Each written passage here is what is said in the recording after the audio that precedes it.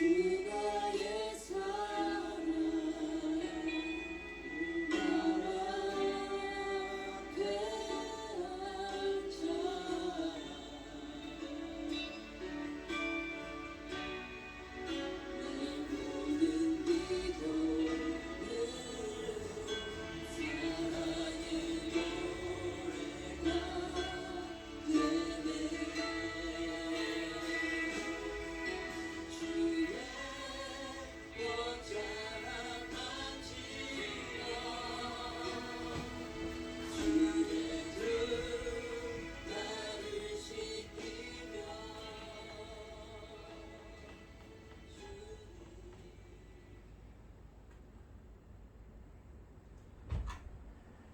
(10월 29일) 주일 예배를 시작하도록 하겠습니다.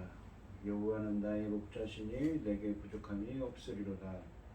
그가 나를 푸른 풀밭에 두이시며 쉴만한 물가로 인도하시는도다. 내 영혼을 소생시키시고 자기 이름을 위하여 의의 길로 인도하시는도다. 내가 사망의 음침한 골짜기로 다닐지라도 해를 두려워하지 않을 것은 주께서 나와 함께 하심이라. 주의 지팡이와 막대기가 나를 안위하시나이다. 주께서 내 원수의 목전에서 내게 상을 차려주시고 기름을 내 머리에 부으셨으니 내 잔이 넘치나이다. 내 평생의 선하심과 인자하심이 반드시 나를 따르리니 내가 여호와의 집에 영원히 살리로다. 아멘. 아멘. 저희들을 창세전에 택정하시고 여기까지 인도해 주신 주님 감사를 드립니다. 오늘 예배 가운데 임재하여 주시고 이 예배가 신령과 진정으로 드려지는 예배가 되게 하여 주시옵소서. 이 모든 말씀 거룩하신 예수님 이름으로 기도합니다. 아멘. 찬송가 38장입니다. 예수 우리 왕이여 이곳에 오셔서 우리가 왕께 드리는 영광을 받아 주소서. 우리는 주님의 백성, 주님은 우리 왕이라. 왕이신 예수님 오셔서 좌정하사 다스리소서. 예수 우리 주시여 이곳에 오셔서 우리가 주께 드리는 찬양을 받아 주소서. 우리는 주님의 종들, 주님은 우리 주시라. 주 대신 예수님 오셔서 이 찬양을 받아 주소서. 사도신경 하심으로 신앙 고백하시겠습니다. 전능하사 천지를 만드신 하느님 아버지를 내가 믿사오며 그 외아들 우리 주 예수 그리스도를 믿사오니 이는 성령으로 잉태하사 동정녀 마리아에게 나시고 본디오 빌라도에게 고난을 받으사 십자가에 못 박혀 죽으시고 장사한 지 사흘 만에 죽은 자 가운데서 다시 살아나시며 하늘에 오르사 전능하신 하나님 우편에 앉아 계시다가 저리로서 산자와 죽은 자를 심판으로 오시리라. 성령을 믿사오며 거룩한 공예와 성도가 서로 교통하는 것과 죄를 사하여 주시는 것과 몸이 다시 사는 것과 영원히 사는 것을 믿사옵나이다. 아멘. 교동문 1번입니다. 복 있는 사람은 악인들의 꾀를 따르지 아니하며 죄인들의 길에 서지 아니하며 오만한 자의 자리에 앉지 아니하고 오직 여호와의 율법을 즐거워하여 그 율법을 주야로 묵상하는 자로다. 그는 시냇가에 심은 나무가 철을 따라 열매를 맺으며 그 잎사귀가 마르지 아니함 같으니 그 그가 하는 모든 일이 다 형통하리로다. 악인들은 그렇지 아니하며 오직 바람에 나는 겨와 같도다. 그러므로 악인들은 심판을 견디지 못하며 악인들이 의인들의 모임에 들지 못하리로다. 무릇 의인들의 길은 여호와께서 인정하시나 악인들의 길은 망하리로다. 아멘. 찬송가 303장입니다.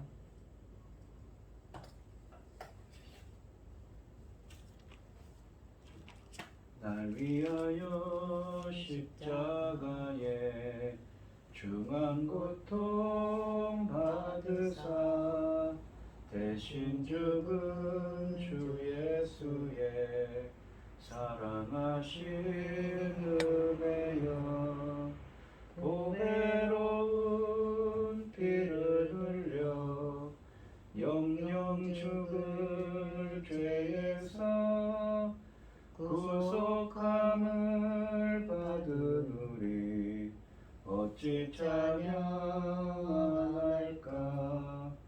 예수 안에 있는 우리 한량없이 즐겁고 주 성령의 위로함이 마음속에 차도다. 천국 음악 소리 같은 은혜로운 그 말씀 끊임없이 듣는 우리 어찌 찬양 안 할까. 이 세상의 모진 풍파 쉬지 않고 불어도 주님 안에 보호받는 우리 마음 편하다. 늘 깨어서 기도하고 저 천국을 바라며 주님만을 기다리니 어찌 찬양 안 할까. 아멘. 기도하겠습니다. 내 영혼아 여호와를 송축하라. 내 속에 있는 것들아 다 그의 거룩한 이름을 송축하라. 내 영혼아 여호와를 송축하며 그의 모든 은택을 잊지 말지어다. 그가 모든 죄악을 사하시며 내 모든 병을 고치시며 내 생명을 파멸해서 속량하시고 인자와 긍휼로 관세우시며 좋은 것으로 내 소원을 만족하게 하사 네 청춘을 독수리같이 새롭게 하시는도다. 여호와께서 공의로운 일을 행하시며 억압당하는 모든 자를 위하여 심판하시는도다. 그의 행위를 모세에게 그의 행사를 이스라엘에게 알리셨도다. 여호와는 긍휼이 많으시고 은혜로우시며 노하기를 더디하시고 인자하심이 풍부하시도다. 아멘. 전지의 만물을 지으신 전능하신 하나님 아버지, 어리석고 보잘것없는 저희를 자녀 삼으시고 아버지의 사랑 가운데 살아가게 하심을 감사드립니다. 아멘. 전능하신 하나님 아버지, 지금 세상은 온갖 일로 어지럽고 복잡하고 참 보기도 안타까운 일들이 너무 많이 펼쳐지고 있지만 그런 가운데에서도 이 시간 하나님께 예배드릴 수 있도록 인도하셨으니 감사합니다. 저희 나라를 지켜주시옵소서. 너무나도 부족하고 죄송하지만 긍휼을 베푸셔서 전쟁과 모든 재난으로부터 지켜주시옵소서. 아버지 하나님, 저희들은 기도할 뿐입니다. 아버지 도와주시옵소서. 이 마지막 때의 열매 거둘 중대한 시대에 아버지 저희 나라를 제사장 나라까지 세우셨는데 아버지 하나님, 크고도 중대한 이 사명 잘 감당하고 갈 수 있도록 도와주시옵소서. 이 중대한 시대에 당신을 사랑하는 종 아버지 하나님, 열매 거둘 말씀으로 준비시켜 강단에 세우셨으니 참으로 감사드립니다. 이 말씀으로 말미암아 아버지 하나님께서 기뻐 받으실 넉넉한 열매들이 아버지 하나님 많이 나올 수 있도록 도와주시옵소서. 이 모든 말씀 억만 죄악 가운데에서 우리를 구원하여 주신 예수 그리스도 이름으로 기도드리옵나이다. 아멘. 오늘 함께 하신 하나님의 말씀은 요한계시록 7장 9절로 17절 말씀입니다. 요한계시록 7장 9절로 17절입니다. 교독을 하겠습니다. 제가 먼저 읽겠습니다. 이 일 후에 내가 보니 각 나라와 족속과 백성과 방언에서 아무도 능히 셀 수 없는 큰 무리가 나와 흰옷을 입고 손에 종려 가지를 들고 보좌 앞과 어린 양 앞에 서서 큰 소리로 외쳐 이르되 구원하심이 보좌에 앉으신 우리 하나님과 어린 양에게 있도다 하니 모든 천사가 보좌와 장로들과 내 생물의 주위에 서 있다가 보좌 앞에 엎드려 얼굴을 대고 하나님께 경배하여 이르되 아멘. 찬송과 영광과 지혜와 감사와 존귀와 권능과 힘이 우리 하나님께 세세토록 있을지어다 아멘 하더라. 장로 중 하나가 대답하여 나에게 이르되 이 흰옷 입은 자들이 누구며 또 어디서 왔느냐. 내가 말하기를 내 주여 당신이 아시나이다 하니 그가 나에게 이르되 이는 큰 환난에서 나오는 자들인데 어린 양의 피에 그 옷을 씻어 희게 하였느니라. 그러므로 그들이 하나님의 보좌 앞에 있고 또 그의 성전에서 밤낮 하나님을 섬기매 보좌에 앉으신 이가 그들 위에 장막을 치시리니 그들이 다시는 주리지도 아니하며 목마르지도 아니하고 해나 아무 뜨거운 기운에 상하지도 아니하리니 이는 보좌 가운데에 계신 어린 양이 그들의 목자가 되사 생명수 샘으로 인도하시고 하나님께서 그들의 눈에서 모든 눈물을 씻어 주실 것이니라. 아멘. 찬송가 400전입니다. 험한 시험물 속에서 나를 건져주시고 노란 풍랑 지나도록 나를 숨겨주소서. 주여 나를 돌아보사 고이 품어주시고 험한 풍파 지나도록 나를 숨겨주소서. 권세 능력 무한하사 모든 시험 이기고 풍랑까지 제 다스리는 주님 앞에 비오니 주여 나를 돌아보사 고이 품어주시고 험한 풍파 지나도록 나를 숨겨주소서. 죄의 길에 빠진 이몸 캄캄한데 헤매며 부르짖는 나의 온 들으소서 내 주여. 주여 나를 돌아보사 고이 품어주시고 험한 풍파 지나도록 나를 숨겨주소서. 아멘.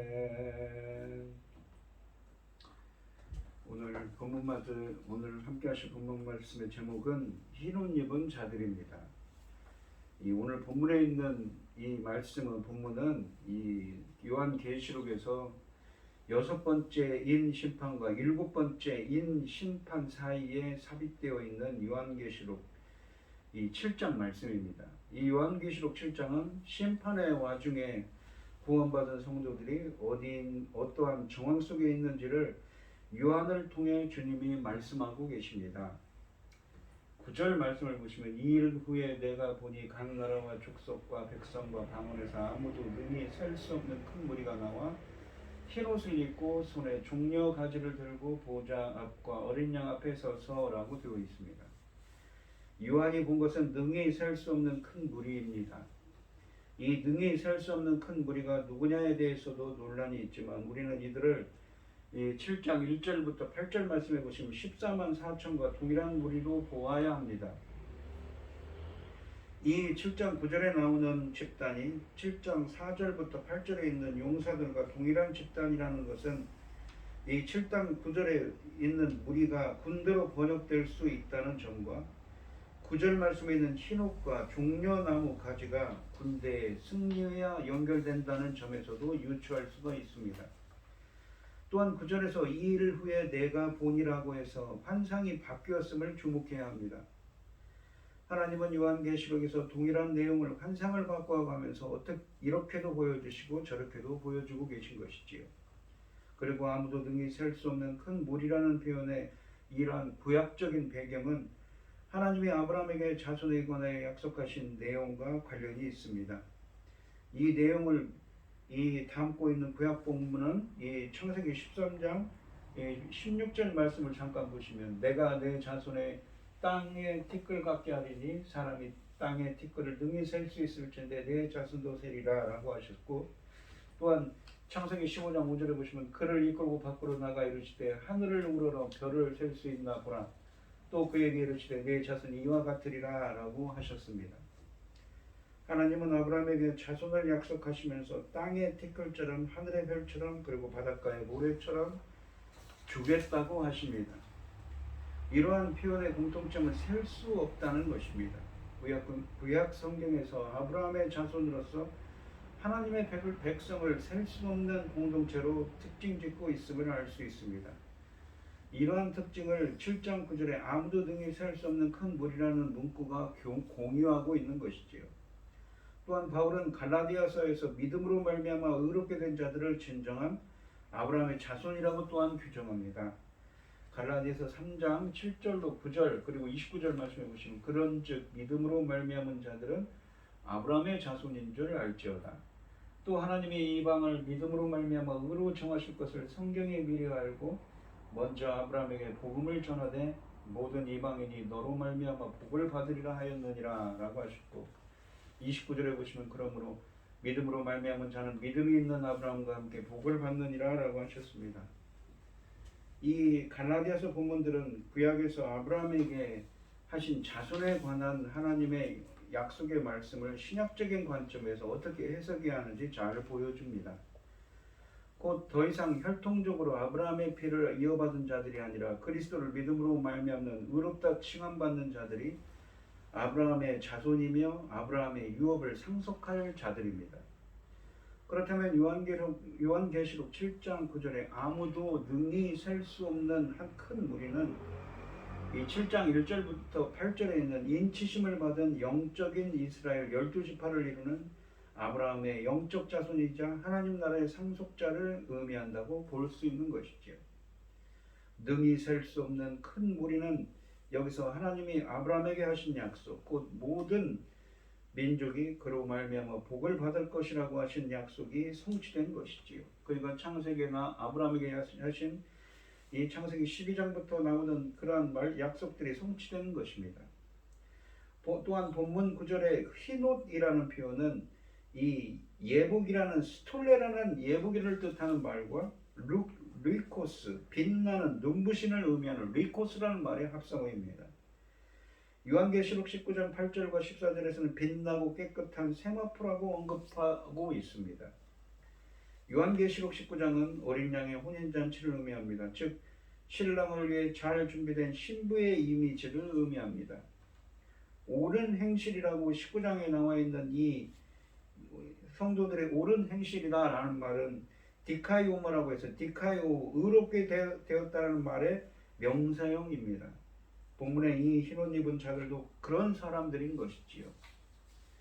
종려나무는 이 초막절의 최고 구원과 그들을 이 박해하던 자들을 이기고 승리한 것과 광야 순례길을 가는 동안 큰 환난에서 자신들을 지켜주신 하나님의 보호를 기뻐한다는 것을 의미합니다. 즉 종려나무는 승리의 기쁨을 상징합니다. 모든 민족과 족속으로부터 온 사람들이 하나님의 보좌와 어린 양 앞에 서 있습니다. 그들은 흰옷을 입었기 때문에 하나님의 임재 앞에 서 있을 수 있는데 이것은 그들이 하나님 앞에서 의롭고 정결하며 승리한 자들이라는 것을 나타냅니다. 따라서 요한은 6장 17절에서 나오는 즉 장차 도래할 하나님의 진노 앞에서 누가 설 수 있겠는가라는 질문에 대해 이렇게 대답할 것입니다. 하나님의 인치심을 받은 14만 4천이 바로 그들이다라는 것입니다. 즉 예수님이 이스라엘에 입성하실 때 많은 사람이 종려나무 가지를 들고 호산나라고 외치며 예수님을 반기고 송축했습니다. 요한복음 12장 13절에 나와 있지요. 승리의 기쁨과 찬송을 나타내는 종려나무 가지를 손에 든 헤아릴 수 없이 많은 무리가 바로 그들인 것입니다. 이 무리는 심판에 대한 두려움이 아니라 구원의 큰 기쁨을 가지고 하나님과 어린 양 앞에 지금 서 있습니다. 계시록 7장 10절을 보시면 큰 소리로 외쳐 이르되 구원하심의 보좌에 앉으신 우리 하나님과 어린 양에게 있도다 하니 라고 되어 있습니다. 9절에 아무도 능히 설 수 없는 큰 무리는 그들이 받은 구원 곧 하나님의 진노로부터 건짐받은 것을 하나님과 어린 양이 하신 일로 돌리며 큰 소리로 찬송하고 있습니다. 여기서 강조되는 것은 보좌에 앉으신 하나님과 어린 양이 이루신 구원입니다. 곧 구원이 하나님과 어린 양에게 속해 있다는 것이지요. 11절 12절 말씀을 보시면 모든 천사가 보좌와 장로들과 네 생물의 주위에 서 있다가 보좌 앞에 엎드려 얼굴을 대고 하나님께 경배하여 이르되 아멘 찬송과 영광과 지혜와 존귀와 감사와 존귀와 권능과 힘이 우리 하나님께 세세토록 있을지어다 아멘 하더라 라고 되어 있습니다.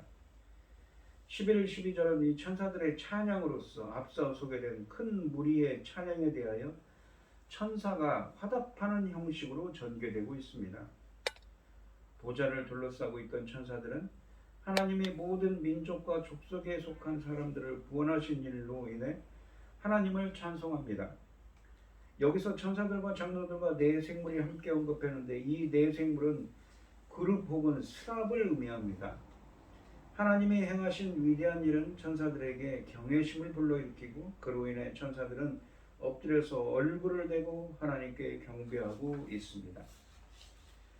13, 14절에 보시면 장로 중 하나가 응답하여 나에게 이르되 이 흰옷 입은 자들이 누구며 또 어디서 왔느냐. 이 흰옷이라고 되어 있는데 흰옷은 아까도 설명드렸듯이 예복을 뜻하는 스톨레라는 말과 리코스, 빛나는 눈부신 눈을 의미하는 리코스라는 말에서 유래했습니다. 이 말은 9절에 나오는 말과 똑같은 헬라어를 다시 쓰고 있습니다. 내가 말하기를 내 주여 당신이 아시나이다 하니 그가 나에게 이르되 이는 큰 환난에서 나오는 자들인데 어린 양의 피에 그 옷을 씻어 희게 하였느니라 라고 되어 있습니다. 이 어린 양의 피로 씻어서 어떻습니까? 희게 하였다라는 말은 리카이노라고 해서 리코스, 빛나다. 이 흰옷이라고 할 때 이 리코스라는 말에서 빛나는 에서 유래했습니다. 하얗게 되었다는 의미지요. 요한계시록 22장 14절에 보시면 자기 두루마리를 빠는 자들은 복이 있으니 이는 그들이 생명나무에 나아가며 문들을 통하여 성에 들어갈 권세를 받으려 함이니라 라고 되어 있습니다. 신약을 이 선악을 알게 하는 나무의 열매를 먹은 아담과 하와는 창세기 3장에서 가죽옷을 입혀 에덴 동산에서 추방되었습니다. 그룹들과 두루도는 불칼로 못 들어오도록 막도록 하셨지요. 가죽옷은 그래서 칼빈은 가죽옷을 어떻게 해석하냐면 인간의 전적 부패로 상징합니다. 그래서 이 본문에 이 빛나는 예복이라고 해석되는 원문으로 빛나는 예복, 눈부시고 빛나는 예복이라고 해석되는 이 흰옷은 어린 양의 피로 죄를 씻어 깨끗하게 된 자들을 의미하는 말입니다. 이 로마서 3장 25절에 보면 이 예수를 하나님이 그의 피로 믿음으로 말미암은 화목제물로 세우셨으니 이는 하나님께서 길이 참으시는 중에 전에 지은 죄를 간구하심으로 자기의 의로우심을 나타내려 하심이라 라고 하셨습니다. 이 장로는 요한이 보고 있는 자들이 큰 환란에서 나온 자들이라고 설명해 줍니다. 큰 환란이라는 어구는 이 단일한 의미를 지닌 전문 용어가 아니라 마태복음에서는 이 어구가 예루살렘과 그 성전이 로마인들에 의해 파괴되는 날을 가리킵니다. 하지만 이 어구가 그리스도의 초림과 재림 사이의 기간 전체를 가리키기도 합니다. 환란했다라고 묘사되는 것이지요. 다니엘은 이 기간을 하나님이 백성이 구원받을 환란했다라고 이 다니엘서 12장 1절에서 묘사합니다. 그리스도의 재림 이전의 기간 전체를 환란과 대환란의 기간이라고 할 수 있는 것이지요. 다르게 말하자면 이 어구는 역사의 끝에 있을 7년의 기간만을 가리키는 것이 아닙니다. 왜냐하면 역사가 끝나기 전에 그런 특별한 기간이 존재할 것이라는 분명한 가르침을 성경 어디에서도 찾을 수 없기 때문이죠. 요한은 다니엘과 마찬가지로 하나님께 속한 자들이 환난에서 건지심을 받을 것이라고 가르치고 있습니다. 그들의 환난에서 간짐을 받는 것은 그들의 옷이 어린 양의 피로 씻겨 희게 되었기 때문입니다. 이것은 그리스도께서 십자가 위에 행하신 사역이 정결하게 하는 사역임을 보여줍니다. 구속받은 자들의 옷이 흰 것은 그들이 스스로의 힘으로 의롭게 되었기 때문이 아니라 그들의 죄에 대하여 어린 양이 자신을 내주어 속죄하사 그들을 정결케 하셨기 때문입니다. 요한은 이 본문에서 신자들이 흰옷을 입고 있는 근본적인 원인, 그들이 그들의 환난을 감당할 수 있었던 근본적인 원인을 설명합니다. 그들의 구원은 어린 양의 피, 예수 그리스도의 희생 제사, 곧 예수 그리스도께로부터 비롯되는 정결하게 하는 능력으로 말미암은 것이지요. 이상의 내용에서 아무도 능히 셀 수 없는 큰 무리는 어린 양의 피로 구속받고 승리를 쟁취한 어린 양과 하늘 보좌 앞에서 하나님을 경배하는 영적 이스라엘 천국 시민들을 의미합니다. 그러니까 로마서 3장 25절에 보면 그의 피로 믿음으로 말미암은 화목 제물로 세우셨으니 예수를 화목 제물로 쓴 지성소를 의미합니다. 사실은 화목 제물이라고 했지만 전에도 로마서에서 말씀드렸지만 지성소입니다. 이는 하나님께서 길이 참으시는 중에 전에 지은 죄를 간과하셨다라는 말은 못 본 채 하셨습니다. 자기의 의로움을 드러내 보이셨다는 나타내려 하심이라고 하셨습니다. 예수의 피로 세우셔서 전에 지은 죄를 못 본 채 하고 그냥 지나쳐 보내셨다는 것이죠. 그렇게 된 자들이라는 의미입니다. 요한계시록 7장 15절에 보시면 그러므로 그들이 하나님의 보좌 앞에 있고 또 그의 성전에서 밤낮 하나님을 섬기며 보좌에 앉으신 이가 그들에게 장막을 치시리니 라고 되어 있습니다. 이 장막을 치시리니 이 말은 헬라어로 스케노라고 해서 장막을 치다 라는 말입니다. 우리가 이 말은 헬라어로 이 히브리어로는 샤칸이라는 이 출애굽기 29장에 나오는 43절부터 46절에 나오는 그들 가운데 거하려고 거하다라는 말이 장막을 치다는 말이었거든. 그거를 70인역 성경 헬라어로 번역한 성경에서 이렇게 스케노 장막을 치다는 말로 번역합니다. 15절부터 이 17절에서는 어린 양의 피로 씻어 죄사함을 받고 흰옷을 입게 된 아무도 셀 수 없는 큰 무리가 하늘 성전에서 어떠한 축복의 삶을 누리는지 묘사하고 있습니다. 15절에 있는 보좌 앞에 있다라는 표현은 그러므로 있다라고 되어 있는데 15절은 그러므로 디아투토라는 접속사로 시작되는데 이것은 앞에 14절에 그리고 그들은 그들의 옷들을 씻었다. 그리고 그것들을 이 어린 양의 피로 희게 하였다라는 진술의 논리적인 결과로 주어지는 말씀입니다. 그렇게 희게 된 자들이 그러므로 그들이 그 큰 무리는 어린 양의 피로 말미암은 승리의 결과로 지금 하나님의 보좌 앞에 있게 된 것입니다. 이들이 보좌 앞에 존재하는 것은 9절에서 보좌 앞과 어린 양 앞에 서 있다는 표현을 통해 이미 언급된 바 있지만 15절은 그들이 보좌 앞에 있는 상황을 어린 양의 피로 말미암은 그들의 승리와 적극적으로 관련시키고 있습니다. 이들이 보좌 앞에 있다는 것은 그들이 하늘 성전에 있음을 의미하며 더 나아가 하나님과 함께 있음을 말해줍니다. 이것은 미래에 이루어질 사건이라기보다는 셀 수 없는 큰 무리에 의해 상징되는 영적 이스라엘 공동체가 하늘에서 현재 경험하는 모습을 보여줍니다. 그러니까 요한계시록에서 말씀하는 것은 지금 이루어지고 있는 현재적인 구원론에 대한 것입니다. 그의 능력이 그리스도 안에서 역사하사 죽은 자들 가운데서 우리를 다시 살리시고 하늘에서 자기의 오른편에 앉히셨다라고 하셨습니다. 그러니까 이 천년, 우리가 천년이라고 하는 것은 무엇입니까? 바로 상징적인 천년이죠. 지금이 바로 천년기입니다. 이 15절 하반절에 하나님을 예배한다는 표현이 있는데 15절 하반절은 그 큰 무리가 하나님의 성전에서 밤낮 하나님을 섬기고 예배하고 있음을 소개합니다. 여기서 섬기다, 이 라트리오라는 단어는 셀 수 없는 큰 무리가 하늘 성전에서 예배 공동체로 존재한다는 것을 잘 보여줍니다. 라트리오는 성경에서 자주 나오는 말로 섬김과 예배를 모두 함축하고 있습니다. 라트리오는 이 구약을 헬라어로 번역한 70인역 성경에서 히브리어 아바드의 번역으로 이 70회가 사용되었는데, 이 아바드가 인간관계에 사용됐을 때는 섬기다의 의미로 70인역 성경에서는 듈리오, 종노릇하다로 사용되었습니다. 그러나 이 아바드가 하나님과의 관계에서 사용되면 구약 성경에서는 제의죠. 그러니까 하나님에 대한 예배 드린다는 예배를 가리키는 말로 사용되어 있습니다. 이런 예배를 강조하는 것은 구약 성경에서 나타나듯이 신약에서도 강조점이 이 로마서 12장 1절에 나오는 너희 몸을 하나님께 기뻐하시는 거룩한 산제물로 드리라. 이는 너희가 드릴 영적 예배니라 라는 말씀처럼 본문의 하나님 보좌 앞에서 하나님 임재 앞에서 경배하는 예배로 하나님께 영광 돌리는 것을 뜻합니다. 요한계시록에서는 이 관념이 그리스도가 그의 아버지 하나님 앞에서 하나님을 위하여 우리를 나라와 제사장으로 삼으신 특권과 연계되어 있는 것이지요. 곧 아무 셀 수 없는 큰 무리는 성전인 하늘에서 항상 끊임없이 하나님을 경배하는 삶을 살게 됩니다. 요한계시록은 하나님이 부활한 성도들 가운데 거하시는 이상적인 천상의 성전관념을 새로운 비전으로 제시하고 있는 것이지요. 장막을 친다는 표현은 보좌하신 이 곧 하나님이 그 큰 무리 위에 장막을 치십니다. 여기서 위에 장막을 치다는 의미하는 에피스케노라는 단어의 의미는 그들 가운데 거하신다는 의미로 이해할 수가 있습니다. 히브리어 단어로 이 샤칸이라는 말의 70인역 해석인 헬라어 70인역 번역인 스케노는 장막을 의미하는 기본 단어 쉐키나에서 유래했습니다. 따라서 거하다라는 뜻을 갖기도 합니다.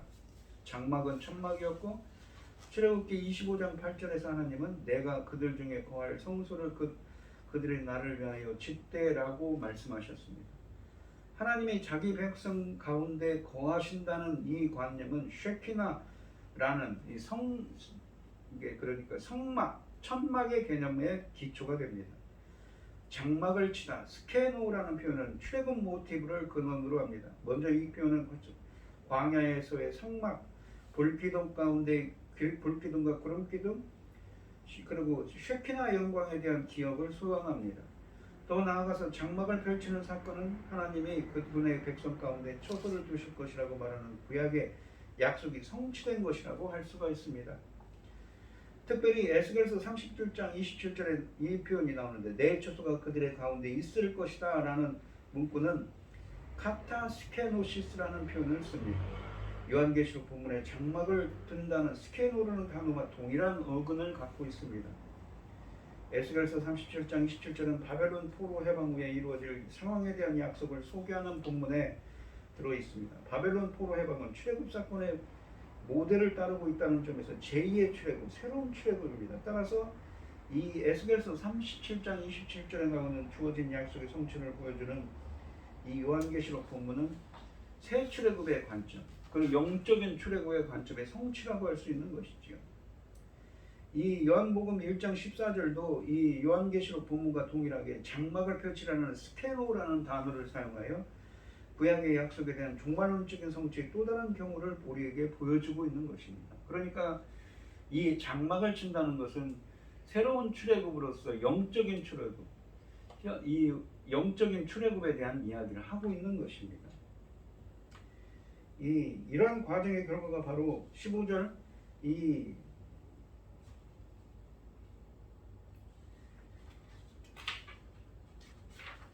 15절 하반절에 나와 있는 것입니다. 그러므로 능히 셀 수 없는 큰 무리가 하늘에 거하는 것은 새 출애굽, 새로운 출애굽 모티브의 성취라고 할 수가 있는 것이지요.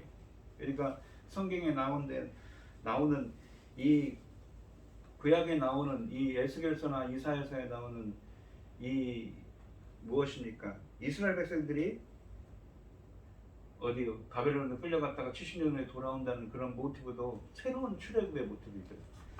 그런 것처럼 신약 성도들도 구원받은 신약 성도들도 출애굽을 해야 한다는 것입니다. 그런 모티브가 성경에 들어있는 것이죠. 구원의 완성인 것입니다.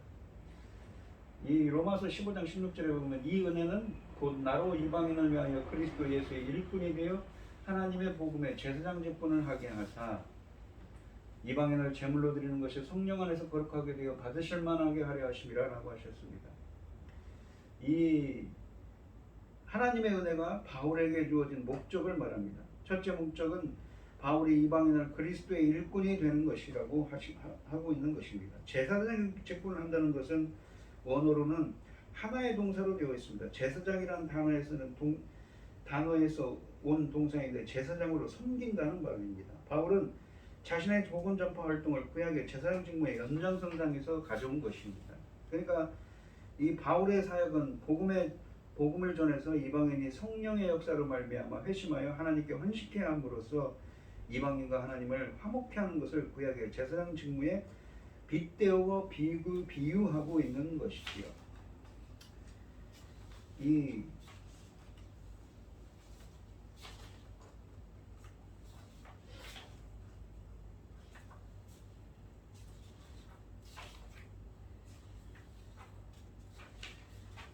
그러니까 이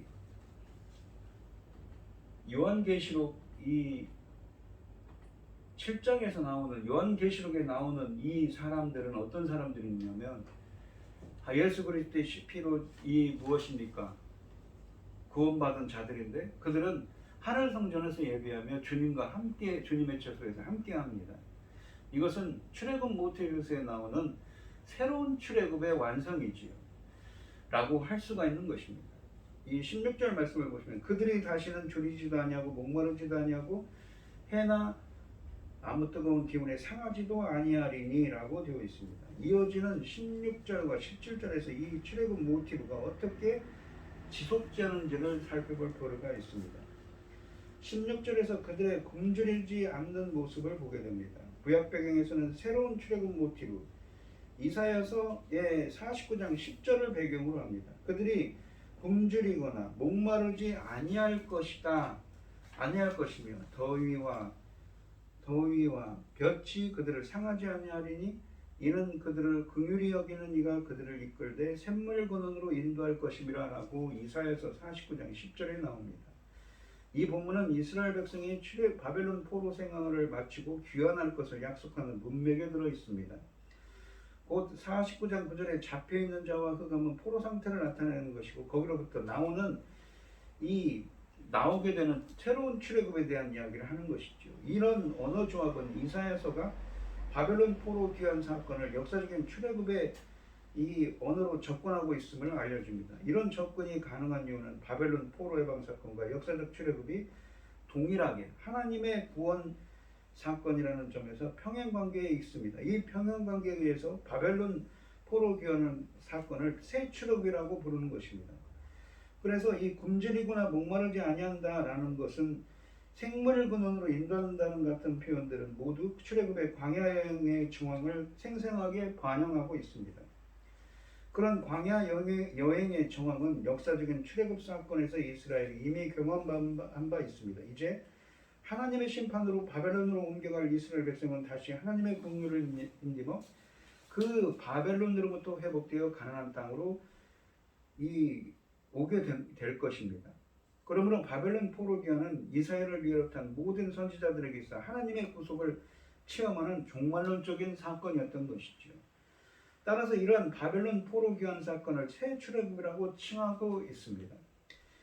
이 요한계시록 7장 16절에서 이러한 이사야서의 말씀을 활용하여 새 출애굽의 약속이 하늘에 존재하는 요한계시록 7장 9절의 큰 무리를 통해 성취되었다는 것을 보여주려 하는 것입니다. 그러니까 출애굽기 이사야서를 통해서 이 바벨론의 포로 귀환이 새로운 출애굽이었는데 이러한 모티브가 어디로 이어지냐면 구원의 완성이 오늘날 우리가 살아가는 이 시대에도 이루어지고 있다는 말씀인 것이죠. 그들은 예수 그리스도의 피로 힘입어서 이 쉬고 이 가죽 옷을 입었던 자들이 하얗게 되어서 빛나는 흰 옷을 입은 자들이라는 것입니다.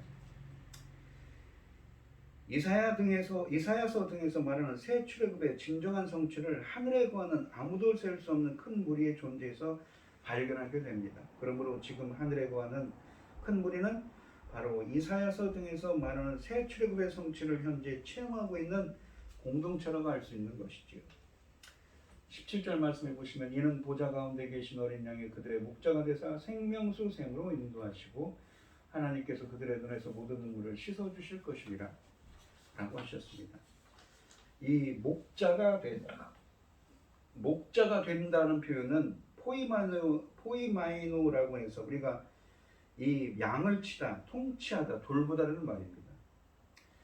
이 16절의 출애굽 모티브는 17절에서도 계속되고 있습니다. 17절은 왜냐하면으로 시작하는 말인데 이것은 17절이 16절에 대한 이유를 제시하고 있음을 보여줍니다. 17절 말씀은 16절처럼 새 출애굽 사건을 전망하는 이사야서 아까도 말씀드린 49장 10절 같은 또한 25장 8절 같은 이 말씀을 배경으로 합니다. 이 구약 본문들을 17절과 비교하면 다음과 같은데 이 17절에 나오는 이 말씀은 예수께서 34장 23절에 보시면 내가 한 목자를 그들 위에 세워 먹이게 하리니 그는 내 종 다윗이라 그가 그들을 먹이고 그들의 목자가 될지라 라고 하셨습니다. 이러한 말씀들의 성취라고 나타나고 있습니다. 에스겔서 본문은 목자인 다윗을 모델로 하는 메시아에 대한 약속을 기록합니다. 이 먹이다라는 이 예수겔서 본문의 70인역은 먹이다, 포이모이노라는 동사를 한 번만 사용하지만 히브리어 원문은 먹이다를 의미하는 동사 라라는 동사를 두 번 반복해서 의미를 강조합니다. 이 본문은 메시아 사역의 성격을 목자가 양을 먹이는 것으로 특징 짓습니다. 유다 지파의 사자이자 다윗의 뿌리이신 어린 양 예수님은 참 목자로서 양을 먹이는 사역을 감당하고 계신 것이지요. 그러므로 예수님의 양인 구원받은 영적 이스라엘은 더 이상 굶주리지 않게 됩니다. 아까도 말한 이 이사야서 49장 10절의 샘물 근원이라는 이 표현이 거기서도 나오는데 이 생명의 샘이라고 인도하신다고 또한 요한계시록 7장 17절에 인도한다고 관련되는 표현이고 이사야서 25장 8절에 즉 주 여호와께서 모든 얼굴에서 눈물을 씻기시며 그 백성의 수치를 온천에서 제하시리라 라고 되어 있는데 이 표현은 하나님의 그들의 눈으로부터 모든 눈물을 씻어주신다고 말씀하시는 17절에서 이루어지고 있습니다. 이런 본문들은 모두 바벨론 포로 해방에 관한 약속과 관련됩니다. 바벨론 포로 해방에 대한 약속은 새 출애굽이라고 불린다고 했었습니다. 따라서 17절은 새 출애굽의 약속과 관련된 구약 말씀들을 배경으로 하고 그것으로 인해서 이 17절의 말씀도 16절의 경우처럼 새 출애굽에 대한 약속의 성취를 보여주고자 하는 것임을 알 수가 있습니다. 본문 말씀은 예수님을 통해 구약에 예언된 진정한 바벨론 포로 해방이 이루어지게 되었다는 사실을 설파하고 있는 것입니다. 그것이 바로 영적인 출애굽, 제2의 출애굽이라고 그랬죠. 이런 이유로 복음서의 출애굽 모티브가 풍성하게 드러나고 있는 것입니다. 이것을 에베소서 2장에서는 공중 권세 잡은 자로 표현하고 있는 것이지요. 이 새 출애굽 모티브를 중심으로 하는 구약 본문들을 구원받은 영적 이스라엘을 상징하는 하늘에 셀 수 없는 큰 무리와 관련시킴으로써 그 아브라함의 영적 자손들이 진정한 해방으로서의 새 출애굽을 경험하게 되었다는 사실을 확증하고 있는 것입니다. 결국 그리스도 안에서 교회 공동체는 진정한 바벨론 포로 해방의 기쁨을 경험합니다. 요한계시록에서 하늘이라는 공간은 바벨론으로부터의 진정한 해방을 보여주는 새 출애굽이 성취되는 공간으로 활용되고 있는 것입니다. 아까도 설명드렸듯이 이 부분은 이 6번째 인심판과 7번째 인심판 사이에 삽입되어 있는 요한계시록 이 7장 말씀은 이 문맥에서 심판의 와중에 구원받은 성도들은 어떤 정황 가운데 있는가를 주님은 요한을 통해 말씀하신다고 했습니다. 1절부터 8절에 보시면 그 이마에 하나님의 인침을 받은 영적 이스라엘 14만 4천은 하나님의 소유로 확증되어 그 어떠한 심판으로부터 보호를 받습니다. 그들은 9절부터 17절 말씀에서는 어린 양의 피로 구속함을 받은 흰옷 입은 자들입니다. 하늘에서 하나님의 종말론적인 축복을 누리면서 존재하고 있는 것이지요. 하늘은 철저하게 하나님의 임재와 통치가 존재하는 곳입니다. 그곳에서 그들은 구약에서 약속하신 제2의 출애굽, 영적인 출애굽을 이루어진 자입니다. 하나님의 언약 백성은 하나님의 심판 대상이 아니라 도리어 예수님의 그들의 목자가 되셔서 그들과 함께 하시고 그들을 인도하시고 보호하고 계신 것이죠. 오늘 본문 말씀을 보시면 이 흰옷 입은 자들, 요한계시록에 나오는 흰옷 입은 자들에 대한 이야기를 했습니다.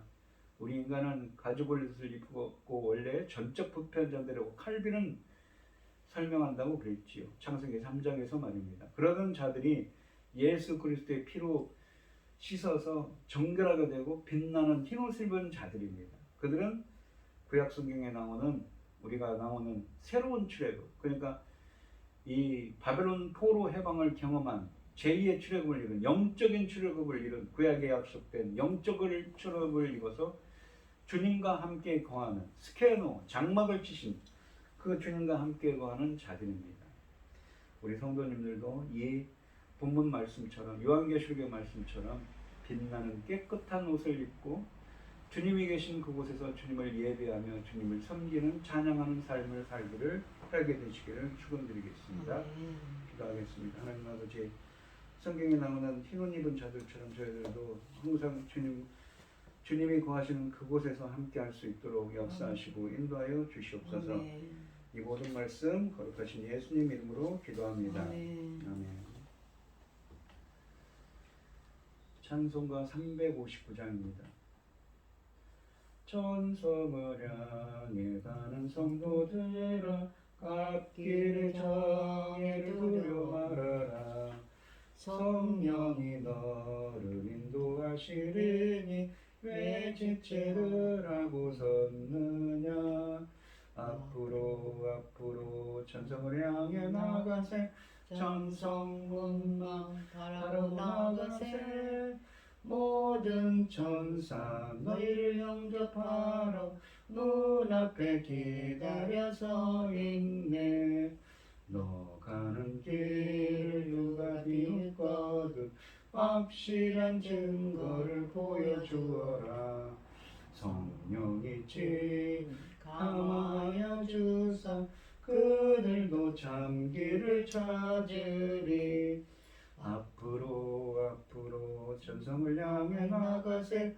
천성문만 바라고 나가세. 모든 천사 너희를 영접하러 문 앞에 기다려서 있네. 너 가는 길을 모두 가기 전에 내 손에 등검을 꽂지 말아라. 저 마귀 흉에 모두 깨뜨리고 끝까지 잘 싸워 이겨라. 앞으로 천성을 향해 나가세.